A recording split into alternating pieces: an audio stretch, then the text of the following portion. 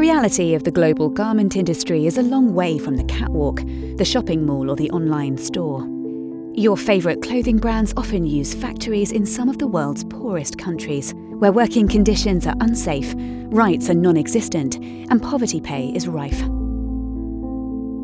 In 2013, more than 1,100 people were killed, and another 2,000 were injured when the Rana Plaza building in Bangladesh collapsed.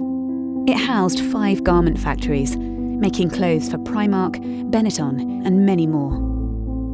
How can such abuses happen in the supply chains of household names that claim to be ethical businesses? Globalization means brands can and will pick the cheapest suppliers worldwide, wherever weak regulations and competition for jobs keep costs low. Many brands say they're already taking action to tackle the problems, but voluntary commitments didn't protect workers from poverty pay or prevent the Rana Plaza collapse. Nearly all the brands that had their clothes made in Rana Plaza had robust standards that the factories were supposed to adhere to. They did nothing to stop thousands being killed and injured in a completely preventable disaster.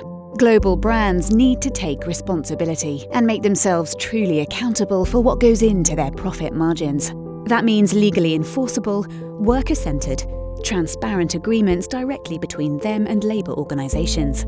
The global outcry and campaigning by organisations such as those that united in the Clean Clothes Campaign network after Rana Plaza led to the Accord on Fire and Building Safety in Bangladesh, signed by brands and Bangladeshi and international trade unions.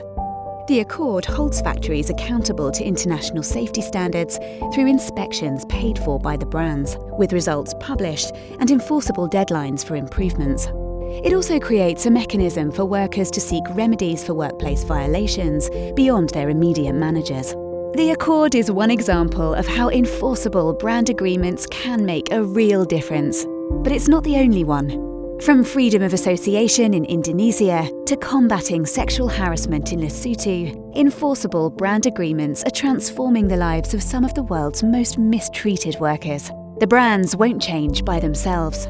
Only when exposed to publicity and pressure from the workers' groups and campaigners behind the Clean Clothes Campaign's international network will they sign enforceable agreements. And only when they sign will they change.